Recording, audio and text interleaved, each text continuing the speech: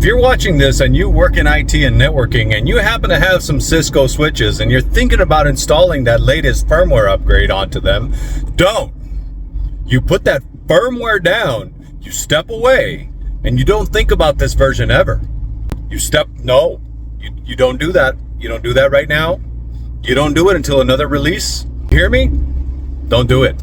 Have a Merry Christmas. Don't do it. If you are working today, I hope it's not because you installed the latest version of the Cisco iOS firmware onto your Cisco switches and magically not only did the primary ROM get corrupted, but also the secondary backup ROM get corrupted, and therefore you're having to go to the office on Christmas Eve because Cisco. So if you'd like to have a nice Christmas, you step away from that latest firmware upgrade, not the beta, the stable production build, and you have yourself a Merry Christmas, and you say this firmware release is not for us, okay? Do you understand the words that are coming out of my mouth? You put that firmware down. Put it down. Put it down. Step away. You don't need it. You don't need it. Where am I? Going to work. Why?